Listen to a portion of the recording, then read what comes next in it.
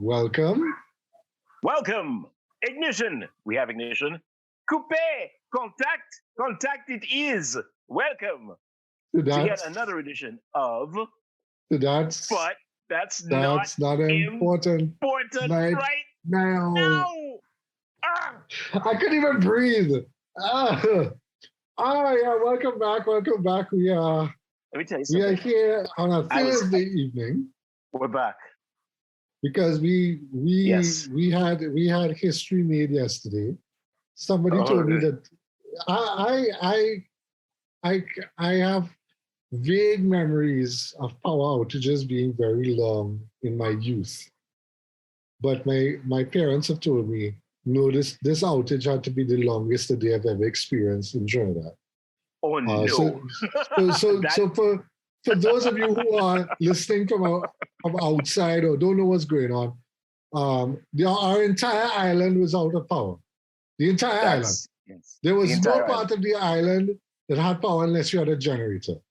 And my Yes. wonderful neighbor had a generator, and the generator is literally right next door to our house. So we got the full blast of the noise and the smoke and everything. That's a normal thing for us.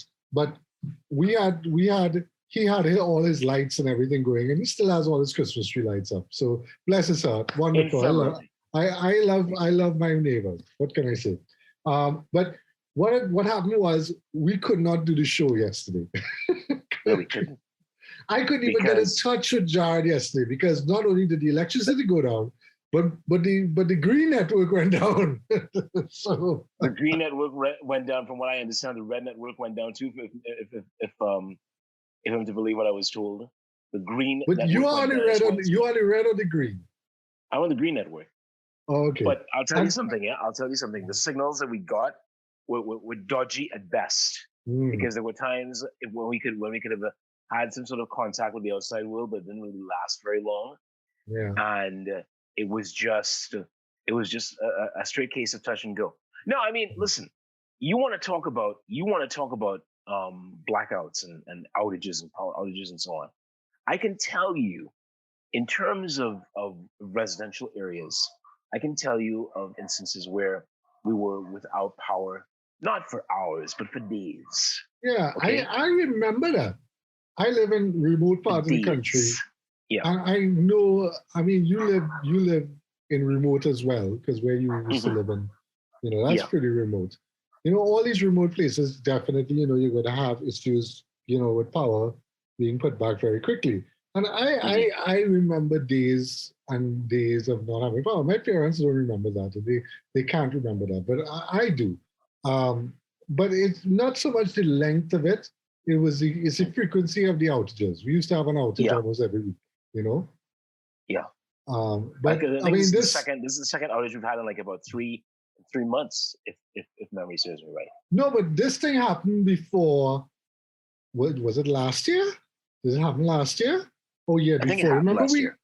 Right, where the whole country went down, and they got back up fairly quickly, which is why the big question now is I don't know why it took so long to get back up. I mean, I didn't get back power until 1:30 this morning. I didn't actually go to bed until 12:29 this morning. So yeah. All right, there you go. I think the last pockets were Digger Martin and the East West Corridor. This is true.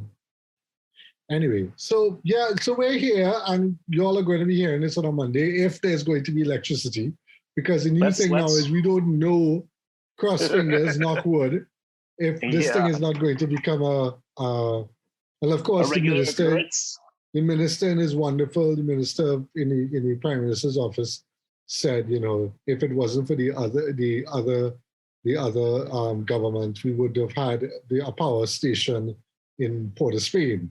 Well, I mean, I'm like, I'm like, forget it, forget it. They actually said that? Yeah, he said that. He said when they got into power, the process had already been in this train. But they've been in power for 6 years. Yeah, but the power station was decommissioned at the beginning of their term. So he said there was no way to roll that back, according to him. I'm not defending him. I'm just saying what he said. Anyway. Exactly. Anyway, yeah. So what are we talking about today? Well, it's a Monday, and it's Monday. So this week we wanted to talk with of all things that happened. We hope you all enjoyed that little short session last week because we ain't doing that again. We're not doing that again. That was an anomaly. Yeah.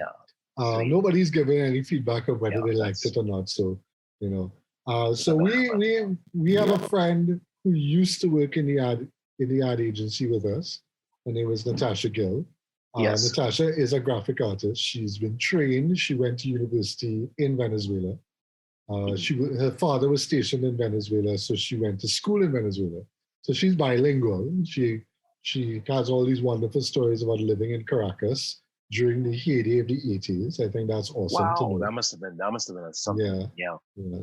And she moved back to Trinidad, and she came to work at the agency.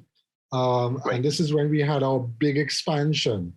When we got a big client and we had a big expansion, we hired all these new people. And she was one of these new people. And she's very, very, very talented. And she's not just a talented graphic artist. She's a talented jewelry maker. She knows how to make jewelry. And recently, she's been painting oil paints. And she's been doing a fantastic job. She's extremely prolific. She's extremely prolific. So if you go and check out TikTok, her TikTok, she does a TikTok almost every week showing her little painting thing. I mean, it's awesome. So what we want to do with this episode is we want to talk to Natasha about her experiences working at the agency. And it's just to be warned, just a disclaimer, this is probably going to be a little bit of a, I hate everybody and everything about advertising. I don't have anything bad to say per se, but the thing is that Natasha had a bad experience. I wouldn't call it a good experience, but I'll let her talk about it if she wants to talk about it. We kind of going to free flow. We kind of going to free flow talk about this. There isn't any ad that I want to talk about today specifically because of all the crap that has been going on with the electricity and this and that and me having the flu and all this kind of thing. So we're just gonna talk. We're gonna have a little chat session. If you guys say, "Oh, this is boring. I don't want to hear this anymore," well, all right, goodbye. You could go now. Goodbye. But we'd like you to stay. Please stay. Yeah, we'd like you to stay and please and just listen to us and then who knows? Maybe you might learn a couple of things from what we have to say and judging from the feedback that we get, maybe we might have a couple of things to learn as well. Yeah. So that's somebody's experience is completely different from another person's experience. Exactly. Each one of us have had a life that we lived on our own. It's just we have been in the same situation, but we all come away with the different, different experience. We've learned a lesson. In short, I guess what we're trying to say is that we have learned our lessons, and now it behooves us as those who have been in the industry to let others know what happened, and they can judge for themselves what it is that they want to do. Because your experience and my experience, and even Natasha's experience, will differ greatly from anyone else who wants to get into the profession and make it a worthwhile career. So that's something to consider as well. Yeah, and our audience is fairly old, so a lot of us would be listening. A lot of you all would be listening. Snacking and George and Raisin Bran. Okay. Yeah, they would nod their heads and go, "Yeah, I could identify with this. I could identify with this." But we're hoping that a lot of the younger people we hope to listen to this. We hope that the older guys share this with their younger counterparts and say, hey, take a listen to this. It's funny. Take a listen to it. And know that know that yes, there are some really great moments in advertising, but know as well that it's not all sunshine and rainbows. Yeah. Or lollipops and roses. It's nothing like that at all. Yeah. I mean, we should do a session where it is sunshine. Well, we have talked about good times. We had good times. We had good times. No one's disputing that we never had. It was anytime you need a payment, good times. It's an obscure 70s sitcom. Look it up. Dynamite. Oh God! All right, now we have the Jared. Somebody posted on Facebook. If you know who this is, and there's a picture of the A-Team, it's time to take your medication, old man. It was like you're that close to pension or something like that. That's what I saw. But no, seriously, I mean, come on, we're not that close to pension age. I mean, we're close, but we're not like within a year we're going to be 65 and just be a bunch of doddering old farts wondering what the hell happened to the world. You're only as old as you feel, John. You're only as old as you feel. When you start feeling your age, that's when you know that you're old. Yeah, well, no, I mean, I still think that I'm like about, I still think like I'm about 18, but my left knee tells me that, no, you're really 51. Shut the hell up. So, yeah. But other than that, I'm good. So, yeah. Well, let's bring on our guest. Let's not have her waiting for too long. She's been here before you. Bring in our guest. Bring in our guest. Is she there? I still have this terrible cough. You still have a cough? So I'm drinking some water, and hopefully it's not going to... Hannah, I had some ginger, saffron root, and fever grass. And let me tell you, that knocked that cough out of the ballpark, man. That was just... Yeah, or people know that they're talking about when it comes to the traditional bush medicine remedies. That had me peeing all night, but that's not important right now. What's important is that we have Natasha here. Natasha, you're muted. Welcome, Natasha. I think I unmuted myself. There you go. Hi. Now we're hearing you. Now we're hearing you, Tash. What's up, guys? Hello. Hey. Great. We're talking about... Mini reunion. Yes. We kind of did a little introduction before and talked about how awesome you are with all your different endeavors. But if you just like to, tell the people who is Natasha Gill, we'll give you the floor, and you could... Great. How long have y'all got? Okay, we're talking professionally here, right? Yes, professionally. That's the that's exactly what we're talking about. Well, where I will know you guys is from advertising. The agency. We all worked at the same time in the same agency for a few years. I think our employment overlapped by about 2-3 years. I think so. Yeah. There. About that. Yeah. And basically, I moved into other areas after I left advertising. It wasn't meant to be a permanent thing, but it kind of turned into that. And I went into jewelry design and I started an artisanal jewelry line. And that was doing quite well. And then around the end of 2019, I kind of felt like I wanted to do something else. And when COVID hit in 2020, I started painting. And I pretty much found my passion then. So I'm now a oil portrait painter. And I still do graphic design work on the side. And I still do other things. But yeah, that's pretty much it, basically. Yeah, I remember at the agency, we were situating it for the people that we had just gotten the big account, and the boss, what we decided to call him, what we decided to call Passion fruit. Passion fruit. Passion fruit. Yes, passion fruit. There we go. Passion fruit said, Ian, there's a new artist coming in on Monday. You need to be aware of that and show around or whatever. And they're like, okay, cool. I don't remember if I did that. I don't remember if I showed you around. But no, you certainly did not. Yeah, it was this big empty place that we had. It was huge. This huge room. It wasn't even can we call it a studio? wasn't even a studio, because a studio is a big open plan thing, but this thing was like a warehouse. I mean, we were working in a kind of warehouse space I almost, know it wasn't very intimate or cozy in any kind of No, way, but no. yeah, I didn't love the setup inside of there. But then again, you know what? Most agencies, because I've done a lot of freelancing since then, and most agencies don't really, I don't know, very welcoming spaces that make you feel very creative and stuff like Mm, that. So mm, I don't know, mm, from my perspective, it did the job. mm, mm. But what I wanted to ask is, I can't remember where you were before you came to the agency. What were you doing? Okay, so before I came to the agency, well, all right. So my background as a graphic designer slash art director is goes about 20 years back.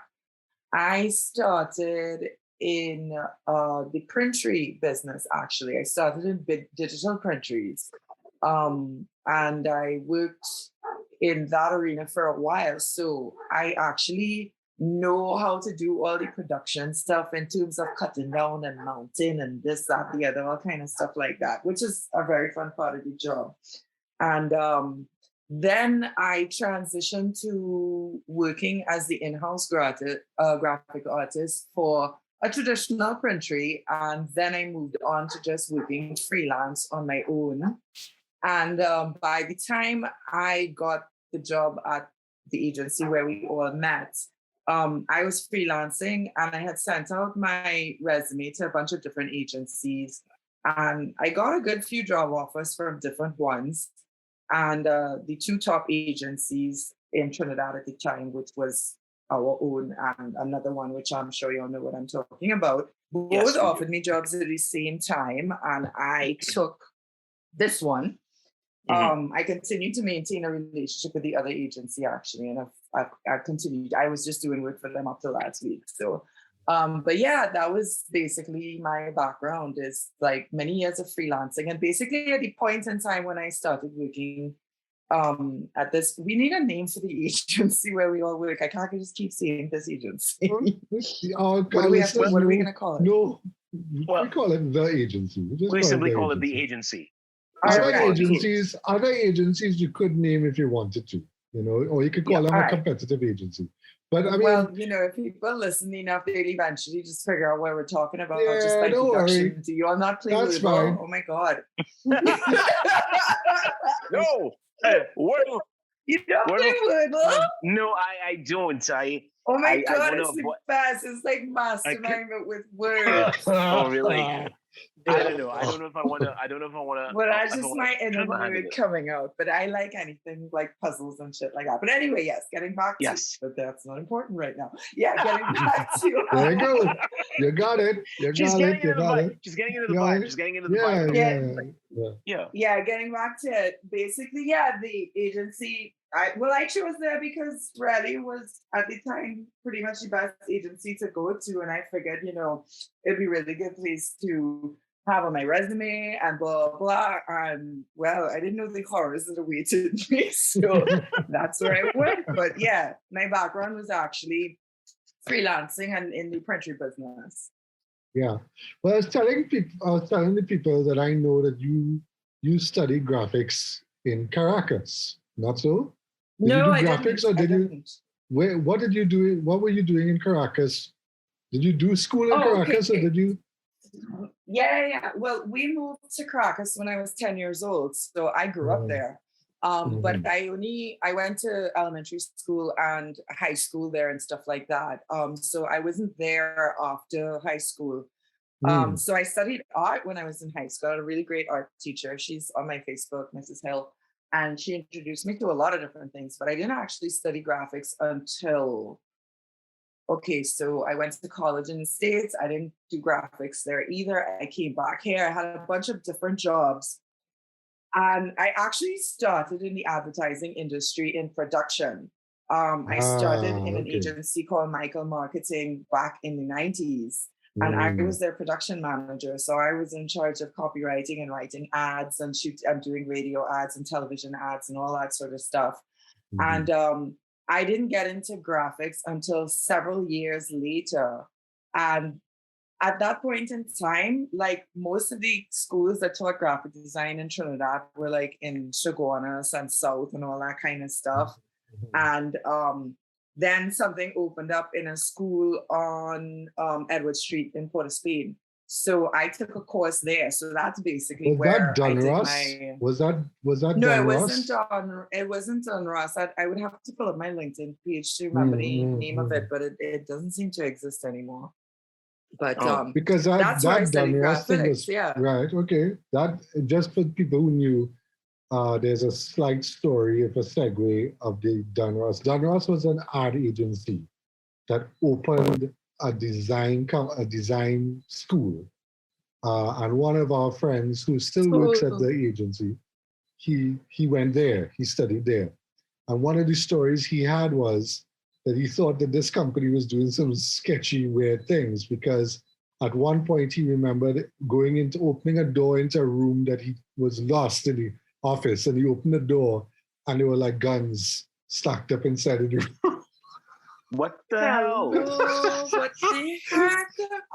And he only related that story because the police raided them one year. We were in the agency at the time. I remember reading the papers and saying, hey, look, this is not the school you went to. He's like, yeah, boy, I tell you, there had some sketchy things going on inside of there. There's some strange people coming in and out of there. Yeah. I think it was a front. The name of this school was called Computer Training and Services Limited. Okay. Yeah, I know them. And I got certificates in desktop publishing, media design, and web design. So I did like animation, all kinds of different things, basically. Yeah. I figured, why not? But yeah, I realized I really wasn't interested in like web stuff and Flash and all that kind of stuff. It was really graphics I wanted to do. So yeah, that's where I trained. I did that in 2002. I remember, there's one thing that I remember about you, and this is even before I met you. You did a print ad for a particular product. I think we can name the product Scotch-Brite. Oh my God, yes. I did TV ads for that as well, because I used to supplement my income doing a lot of modeling and doing TV ads for like Lonzo used to hire me to do a lot of that. So yeah. Jared has gone. Okay, I thought it was only me hearing that. Yeah, Jared has gone cyborg. I don't know what happened to Jared. I was like, is he just drawing this out for dramatic effect, or what is happening? That sounded like, that would be Jared. Yes, Jared, are you back? Yeah, I'm back. Yeah. You went Cyberman for a minute there. You just kind of Yeah, you really did. No, what happened? I'll tell you what happened. Somebody was trying to get in touch with me. Oh, okay. Right. Okay. Yeah. So you were saying I was saying Scotch-Brite. Right. It was a Scotch-Brite ad, and I remember seeing you, and I thought, okay, yeah, this person looks familiar, and then I saw you, and I was trying to make the connection between you and that person. And like, it can't be her. It can't. But then, yeah, as it turned out, it was indeed you. So I thought, okay, this is that because you've one of my many hustles. You've really done a lot of you've really done a lot of stuff in terms of advertising, not just graphic artists, being a graphic artist and so on, but you've also that actually was because I have experience in like basically every aspect of it other than like client services. And that actually was one of the things that really frustrated me about working at the agency, was that I didn't have the opportunity to do more because I wanted to. And well, I was kind of shackled in that respect. And it was just like, no, you do what I tell you when I tell you, how I tell you. And I was just kind of like, but you could use me for so much more, That was a common complaint. That was a common complaint about a lot of things. In my experience, later, I think after you left, the passion fruit, what we call passion fruit, he didn't know where to put me, because I'd been a thorn in his side for a couple of years, and I think he and I fell out, and he didn't know where to put me, and that's when I got onto Facebook. And it's on happen chance passing that I was talking to one of the other county directors who now works for Lonsdale. So she was there when she was, and we were saying we could do this for this client or whatever. And that's when light bulbs went off in his head. He's like, "Oh, we could do this or whatever." He could get rid of you. No, not to get rid of me. He could put me into that little silo, because the way what you said there is exactly what it is. Of put you to do something else. Yeah, exactly. So that I know that you will only do this, and you will not do anything else, because I don't want you to do anything else. I don't want you to build ads. I don't want you to do any Photoshop work. I don't want you to do any creative work. You are not to do any creative work. You are to do resizing and any little things that the other quote unquote creative artists were doing. We don't want you to do that. You don't do that. We're not giving it up. But you see the social media thing, that's a fad. So you go and work on that, because we don't understand it. We don't know anything about it. And we don't think that that's going to go anywhere. And eventually, it was all an attempt to frustrate me out of the job. You see, and I just hung on like a barnacle. You and I have had this conversation before separately, where I told you that he tried to do the same thing to me, basically. Yeah. And then what saved me, remember, was when our entire department got restructured. And that's when I ended up being put into one of the teams, and I got to do the kind of work that I really was enjoying and I was good at, But for a whole year, basically, I sat in a corner doing work of a junior graphic designer for, because, well, for reasons, we could go into them, but yeah, that's the long and short of it. And it was very, very frustrating. But I can give you some stories too. I mean, go ahead, John. Yeah, I can give you a story where, because not only was I, not only did I write ads, I was also voicing them. And whenever the opportunity came along for me to do an ad for another agency, it was initially agreed between me and Passion Fruit that, okay, I can do an ad for another agency as long as it's not in direct competition with that particular ad. He didn't have a problem with it at first, but then when the work started coming in, when more work started coming in, and I was in demand to do other radio ads and TV ads and so on, he got extremely skittish, and he insisted that I do nothing but write ads. And I'm thinking, but that is not the reason why you hired me. Yes, you hired me to write, but you also know that when it comes to presentations and so on, you need my voice and you need my delivery to sell the ad. Yeah, that's also there. That's also one of the reasons why you hired me.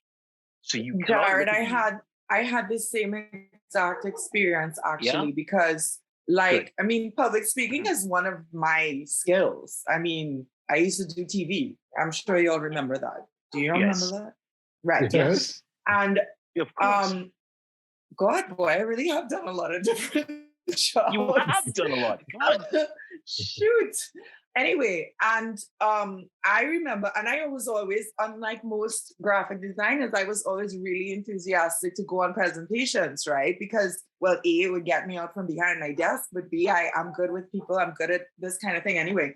Basically, he must have taken me on about 2 presentations. And the second one he took me on was one where he lost total control of the meeting, and I ended up having to take over because the client went off on a tangent and he wasn't able to explain himself properly. And basically, once he saw how the client responded to me, because it came like he wasn't in the room anymore, And really, for me, it wasn't an ego thing. It was just like, I'm just trying to save this pitch here because I worked really hard on this personally, and I don't want them to throw away all my hard work. So I'm going to come at it from a different angle and really try to sell them on it. And it worked, right? That was the last time I ever presented with him on anything. And That's I'm convinced interesting. it was just like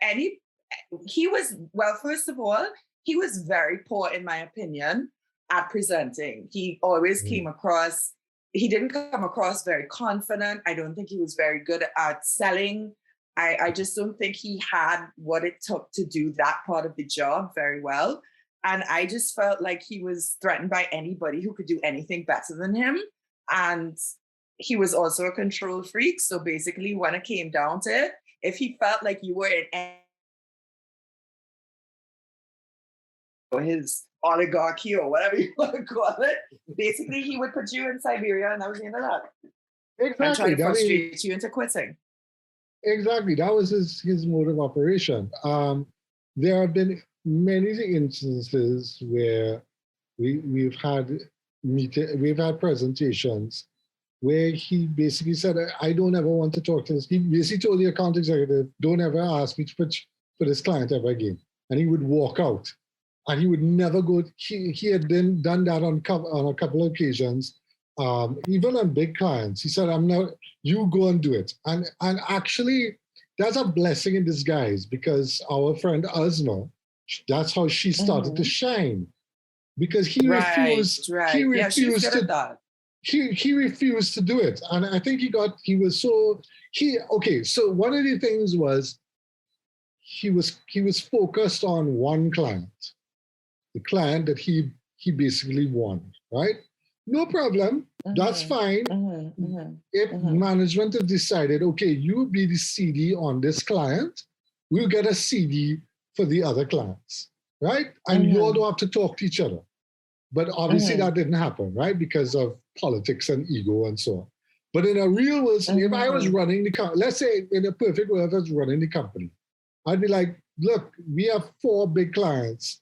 Let me get a CD for this one. Let me get a CD for that one, and let them work in their own silos, their own team, and that way the clients get service, because at the end of the day, it's the clients who we need to service. But he was doing everything, and he was controlling everything. And when it frustrated him that he couldn't do it anymore, he was like, "That's not important to me anymore. I'm going back to what I know," and he would just run home to mama, with quote unquote.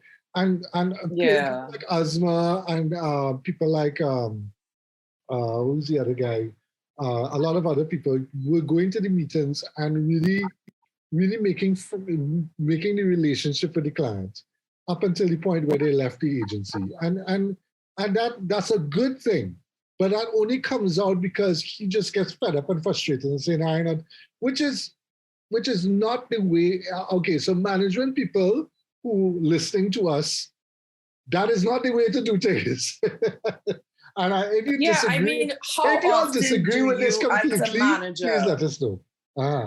How often do you, as a manager, have somebody come into you begging to do more and expand their scope of responsibilities? And my thing is, I'll give Jack his jacket. The man was good at picking a very talented team of people. Yeah. And so my thing was, why waste these resources then and just have people doing just what you want them to? When there are obvious deficits here that need to be addressed, you yourself suck at this one thing, but you insist on you keep doing it, and somebody else who wants to do it is happy to do it. You chuck them in a It didn't make any sense to me. So the only thing I could chalk it up to was insecurity on his part.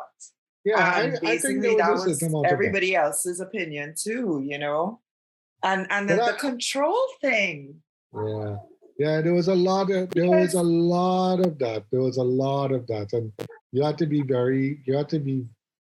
be cognizant of why and what was going on and so on. And I mean, there were fights, and there were huge fights. The most, I don't know if you were there when, well, I don't want to call names, but when the chief animator at the time, I think you were there when the chief animator and his girlfriend left. Were you there for that? No. You don't remember that? I don't want to call names. But I think I know who you're talking about. You remember we had a very talented animator guy who won a President's Award Addy for Are his. these two people who ended up getting married? Yeah. They ended up getting married.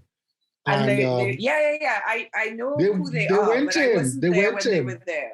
Yeah, well, they went in, and they said, well, we would like, and I'm not too sure of the details, but they kind of pitched him an idea, and he freaked out.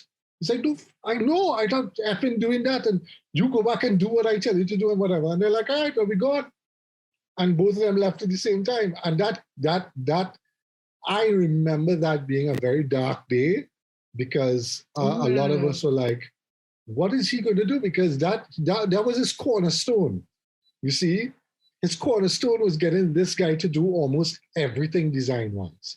This guy was his go-to. Now, you always had a go-to, and this is his go-to, And I was like, I don't know what he's going to do. And then he got back himself and he found somebody else, and and that's when our friend Sean Changashing showed up, and Sean got into the agency, and we got, the ship righted itself a little bit. I started working there shortly, like a little while after Sean. So right. I met them at the next agency, actually, that they went to work at. That's how I met them. Right. I don't know the details of what happened with the busser, but the thing is that I think they had the same issues of they wanted to do something else with what they were doing. I think he wanted to stop just doing this kind of, because he was doing press ads. I think at one point he was just doing really fancy looking press ads, and the passion fruit said, no, I want you to do what I want you to do. He's like, all right, well, I'm getting an offer somewhere else to do what I want to do, and I'm gone. And I'm taking my girlfriend with me. That was the end of that. But I mean, honestly, that's when you hold on too tight. Yes. Oh my God. And the thing is, you're dealing with creative people. How can you shackle people? And the thing is, what's the most frustrating thing about it is that we could have done so much better as a company, as a department, if he had just loosened the reins. Yeah. The kind of work we would have been able to produce. Yeah. Jared, where are you? You're muted. I don't want you to lose yourself in the conversation. I don't want this to be a two-way. Jared. Yeah, what happened to Jared? Where's Jared? Are you there? Here I am. Here I am. Yeah, I didn't want you to get left out of the conversation. No, I'm not left out of the conversation. But do you remember that situation? You were there for that? I was there for that. It was like one day she was there, both of them were there, and then the next day they weren't there at all. And I asked her, and I remember asking her, well, what's going on? How come you're not here? And she said she quit. And I asked her, well, why did you quit? And she said that she could no longer take, what was going on, what was unfolding at the time. And it wasn't just her, mind you. It was a couple of others. I mean, I remember there was this particular guy who, another writer, and I think he was promoted, actually. He was promoted to senior writer following his coup, figuratively speaking, that is, at the awards. And he had done very well for himself. He had snared a couple of Addy Best in Show awards, and for that he was promoted. He was bumped up to senior writer. And for a while there, it seemed idyllic. But then I was never truly privy to what was going on. I mean, I always knew, and I know this is where it gets very true Hollywood story kind of territory, but this is where you had an inclination that this dude had a very dark side to him, and yeah, so even the guy who was promoted to senior writer, even he had issues with PF, and not long after that he too had left. So yeah, I mean, it was, and the sad part about all of this is that all of us, you, me, Tash, we all have these creative skills, and they were put to use, yes, but at the same time, we were not encouraged. It was not a place where you could get up and you get up every day and you say, ah, boy, what good stuff am I going to come up with today? What can I do today? You didn't want to go there because there was always this fear that you would somehow inadvertently undermine his narrative, his vision, and that to me smacked of insecurity. It smacked of egoism, and it smacked of false pride. And and again, I mean, to echo Tasha's sentiments, yes, he was brilliant in terms of actually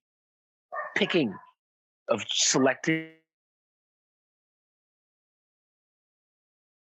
No one can take that away from him. But at the same time, he was guilty of just enforcing and micromanaging, and nobody, no matter how gifted you are as a creative, no one can function in that kind of environment. It was a very stultifying kind of scenario that we had. I think what happened, in the beginning, when I first came to the agency, he and I worked very well together. We worked in a very small team, and that works because it's 3-4 of us or whatever. But as the team grew bigger, I think he was trying to keep the same way he was working. Okay, so you have to adapt, right? And I discovered this when I started working at the other company. I wouldn't even call them an agency. They were a design company. And I kind of became, quote unquote, the creative director, even though they didn't want to call me that. And I found myself in the same situation. As like I started with a small team, like 2 people, and suddenly they ballooned to 7 or 8. And you begin to realize that you have to delegate. You have to delegate. You have to, and as Tasha says, you have to kind of let go a little bit and trust people. Yeah. Right? Unfortunately, the management there, they wanted to micromanage everything. So that was a different situation. But what I find in Trinidad, in our country, and it comes back to this thing about not wanting, and the whole point about, I was talking to somebody the other day, is like, oh yeah, well, pandemic is over now, so people need to go back to work.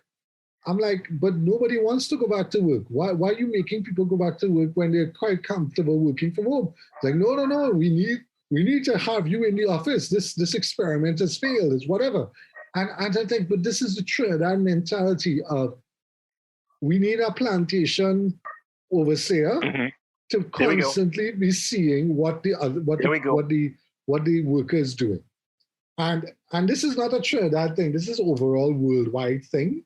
There's a certain amount of that that still goes on. Yeah, and it's a very parent-child relationship. Yeah, and it's a very much parent-child situation. Where I have to ask permission to do this and do that and blah. And it's like, what the hell, dude? We're all adults working here. Can we trust each other to be professional and everybody to just do their damn jobs? Because people want to do their jobs. But not only that, it's not. It's an inability, and I'm seeing this a little bit now in the freelance world. I don't know what your experience is with freelance, Tiash, but the freelance world is, I keep getting people going, well, I didn't know you used to do that. I'm like, so what? You didn't research me, you didn't try to find out anything about me. You just assumed that this is what I do. I don't understand. Do I have to give you a list of everything that I can do for you to know that I can do it? It just gets very tiring after a while, where the person calls you and says, well, I need a logo. I'm like, yeah, but I don't really do logos anymore. Well, why not? You're a graphic artist. I'm like, yeah, but I don't do that anymore, because there's no money in it anymore. It's like, oh, so you don't want my money? I'm like, it's not that. I don't want to do that anymore. I just don't want to do it anymore. It's just not creative for me. I would prefer to do something else. I said, if you're coming to tell me help you, build your brand and Like, nah, I go and do that myself. I want a logo. I'm like, I go, okay, look, Fiverr. Go on Fiverr and get a logo. I've reached that stage in my life now. I hate logo design. Yeah, it has become very, it has Ponderous. become ponderous. I mean, if a friend asks you to do something for them and say, well, Ian, I just need a little thing for that. I'm like, okay, cool, whatever. But if Yeah, an yeah, do existing it for a client, friend and that kind of if I had an thing. existing But client that I've done work with ask me if I could do something for them, and say, well, I'll do it for them. But you see, you come off the street and they start cold calling me and say, I hear you do logos. I'm like, who, how, what, where? Yeah, Tom say. but to just roll it back to the situation that we are in now, is that what can you imagine, Tash, working in the agency now? Can you imagine what's going on right now, knowing what you experience and knowing how you will, No. I would last about 35.2 seconds and then I'd leave.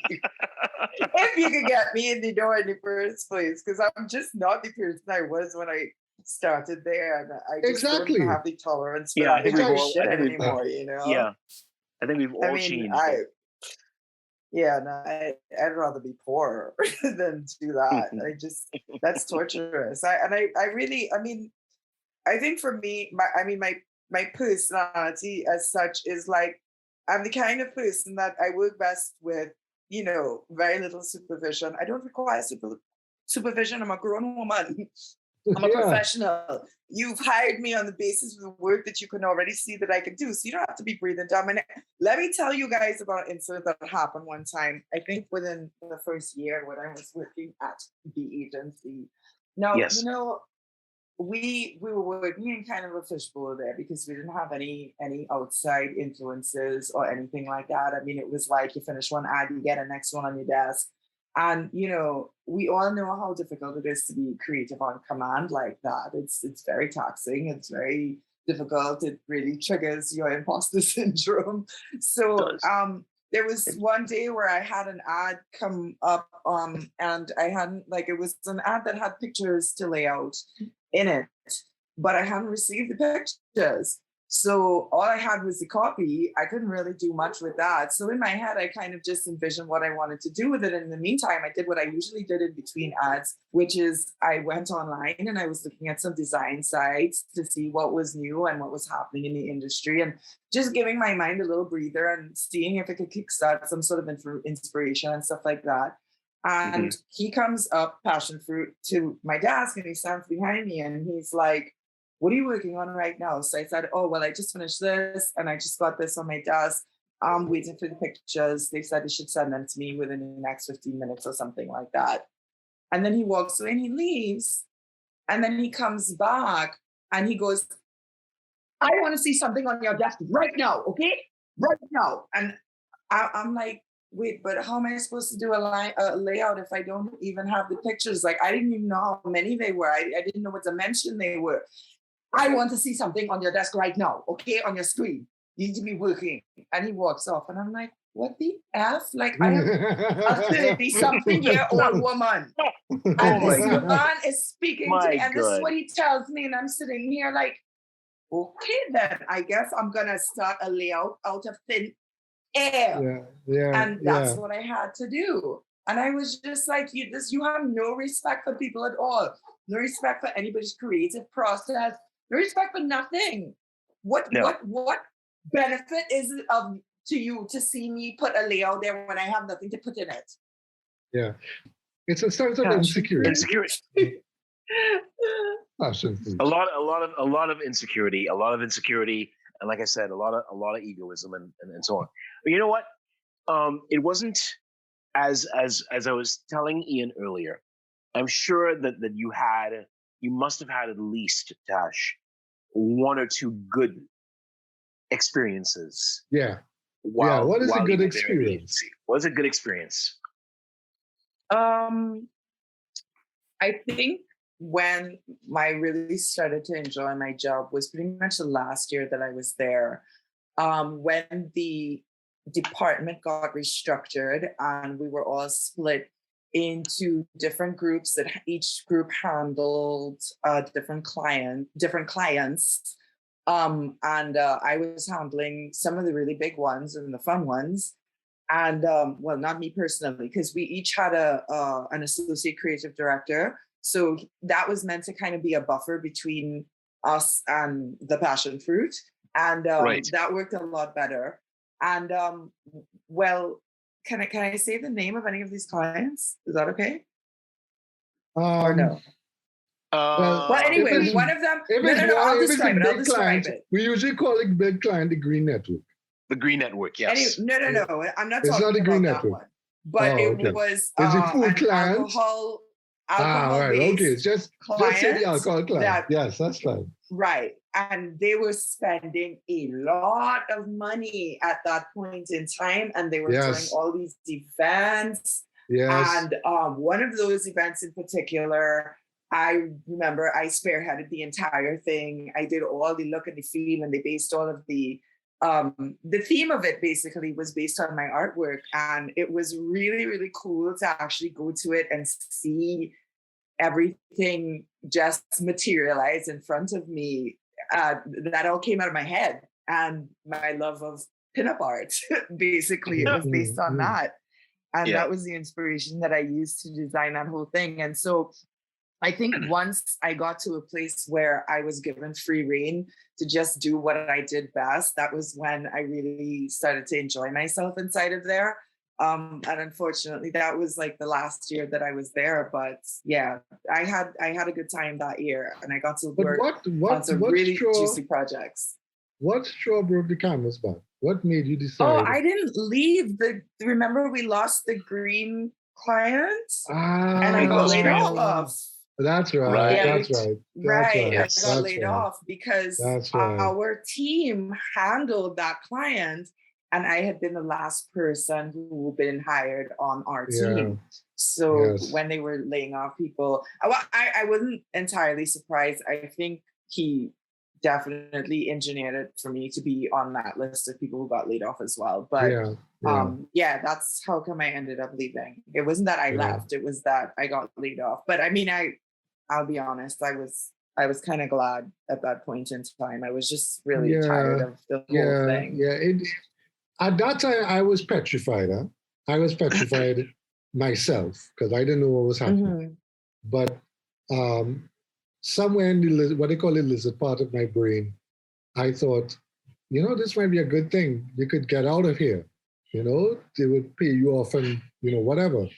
And I ended up staying there for a whole other decade after. And it really shocked me that I stayed as long as I did. But I stayed I call myself the barnacle on the side of the boat that just wouldn't come off because I was waiting for them to say, and when the managing director came to me and said, look, we can't because we lost it again. That was the second time we lost it. We would like you to go. I'm like, okay. And they said, all right, well, we'll calculate the number of the amount of money that we have to give you. And if you'll be agreeing to that, we'll let you go. And I said, sure, no problem. That was after Ronald. Ronald left the year before. They had asked me if I would like to do it. They said they offered Ronald, but if I would like to go. And I said, well, let's see what Ronald says. And Ronald said yes. And they said, okay, well, Ian, we can't offer you anymore because Ronald's leaving. I said, all right, fine. And then the next year they said, would you like to take it? And I said, absolutely, I am gone. And that was August 1st, 2017. I left on the day of my birthday, August 29th, 2017. I always remember that. Right. And again, it's the same thing. The client left. But they had shuffled me around. So I had been at so many different things in that agency over the 18 years. And not one of them was, and for a little brief period when I was at what they call Harrison, when we dealt with the cable and wireless account, because we couldn't have the competing account or whatever. I was the de facto creative director, but they didn't want me to be the creative director. They were trying to get this writer guy to be the creative director. And he's like, I don't want this. I don't want to be in charge of nobody. I don't want to do that. I just want to sit down and write copy. and it was very, very stressful for everybody. I don't know if you remember our friend Chad. I don't know if you remember Chad Camacho. Were you there when Chad Camacho was there? But people like Chad had meltdowns. They started to cry because the stress was so bad. It was so bad, But again, you go through this experience, and then after this, I think it's the second day after I woke up in the morning, I didn't have to go to work. And I thought to myself, is this what freedom feels like? This is what freedom feels like. Yeah. I don't know what I'm going to do. I don't know if I'll ever survive. I don't know if I'll starve to death or whatever, but I feel good. So my advice to people who are in a toxic kind of job, I think if you're in a toxic situation, you need to move, and you need to do it in a way. You need to do it smart. Don't do it unless you have something to fall back on, obviously. Exactly.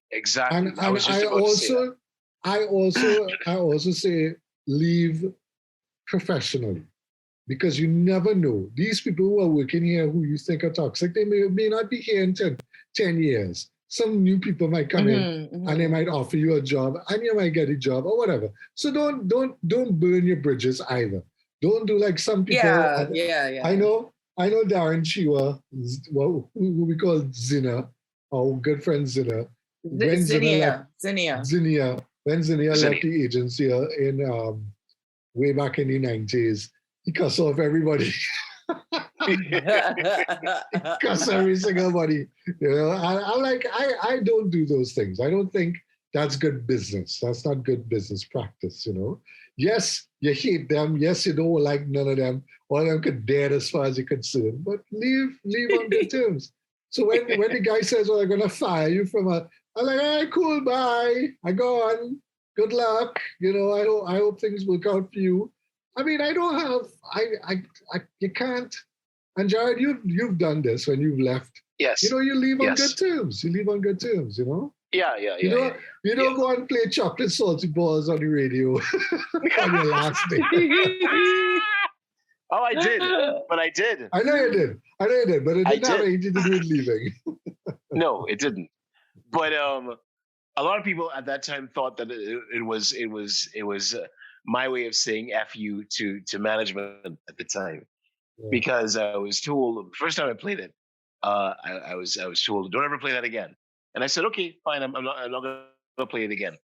And I ended up playing it anyway. And that was when I got the world famous call from this lady in San Fernando who said, Mr. Butts, you're not supposed to play that on the radio. And I'm thinking, well, I mean, yeah, but it's a number one hit in the UK. I mean, but they're actually talking about chocolate salty balls. They're not talking about what you think they're talking about. Yeah. It doesn't mean what you think it means. Yeah. And you said, you're a degenerate. You are the worst radio announcer I've ever heard in my life. I said, well, thank you. Oh, please. That is a reach. Come on. I've heard so much worse on the radio. Oh, well, believe me, so have I. And you know exactly who I'm talking about. Oh, come on. I know too well. I mean, my native how can I say this, class prevents me from saying what I would really like to say, but we'll just leave it. We'll just leave it there for now. Yeah, we'll just leave it there. So, yeah. So this has been an awesome session. I think we've exorcised some demons, and we've put out there people yes, we have. The demons. Who are interested, demons, come out. Who are interested in it. And we started this, I said to Jared, we started this because we want people to understand that you're getting into, and if you follow people like Incumbent Agency on Instagram and our Agency Inside on Instagram, you see some of the things, it's not too far from what you experience. I mean, some of the things are like crazy. Clients from hell, for example, you're just like, how could anybody work in companies like this? And you do, you know, you find I your love little your clients from corner. hell. That is. That's what But I, you know what's the you thing, Ian, is that I think that, well, it's both comforting and disturbing to know that it's not just our agency and our country, but it's worldwide, this phenomena of madness happening within this business realm, you know? So, I mean, it's good to know it's not just us. Yeah. So we want people to know if you're in a situation now and you need to reevaluate, please do it. You know, we always like people to come and, you know, send us their comments and experiences. If you'd like to share your experiences, please do. You know, you could email me. It'll be totally anonymous if you want it. Ian@redesigns.pro. Or you could tweet to us and give us your experience. We put it down below. Yeah, and I mean, handles. as we've said before as well, if for some reason you are listening to us right now and you think that we've been unfair in terms of painting a negative picture of what advertising is, then you are more than welcome to come in this space and just state your piece, and we'll listen. Absolutely. And we listen. That's not so nobody has done jack shit. But we will wait. Maybe everybody's like, yeah, well, I want to know who's gonna do that, because I mean, let's face it, like, that's the nature of the beast in a lot of ways. I know that it's not the same everywhere you go, because like I said, I freelanced in most of the agencies in Trinidad. They're not that bad, right? I mean, obviously freelancing is different. But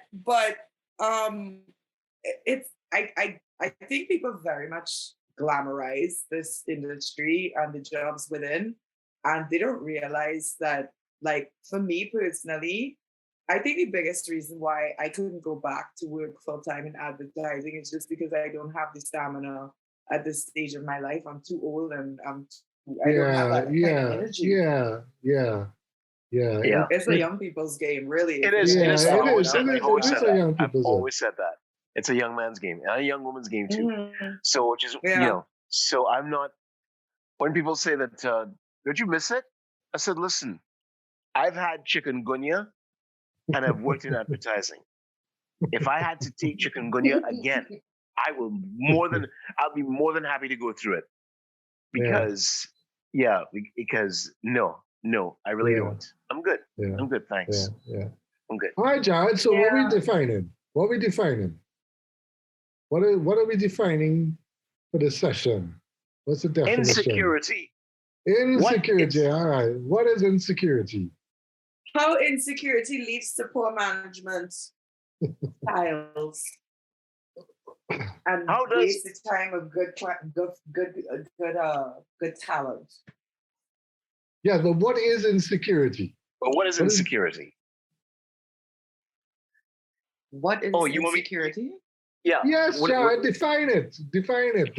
You want me to define it? Okay. Yeah. What is insecurity? Insecurity is this feeling of being ill at ease, that somehow your ego is not big enough or good enough to be how can I put it?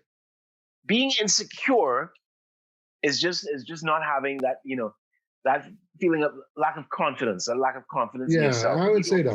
Lack of confidence. Yeah, lack of confidence in yourself, that you don't trust other people to shine. And in so doing, when you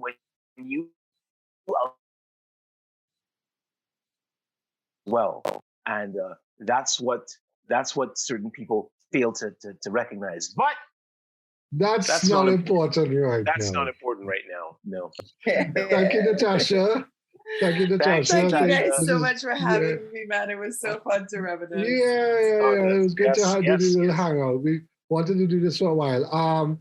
We just wanted to let us know where people could find you online. I think I mentioned it before, but just They can find me on Instagram. I'm at Natasha Gill Art.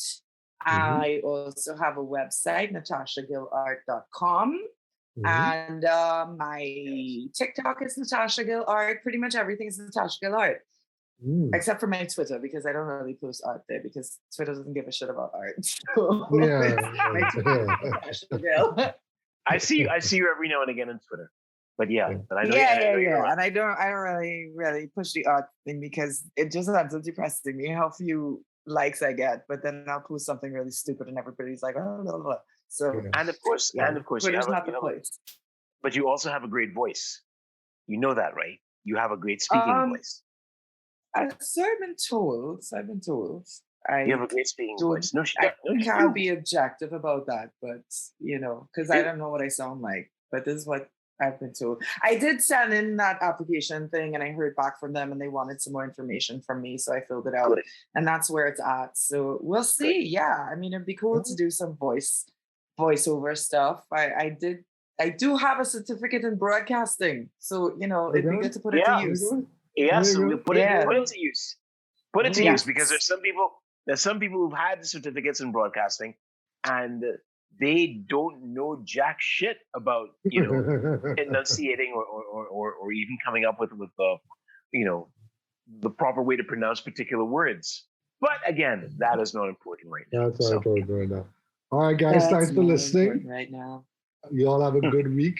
Everybody have a good week, guys. And we will see you next week. Thanks, Natasha. Thanks, Jared. Thanks for having me. All right. Bye, all.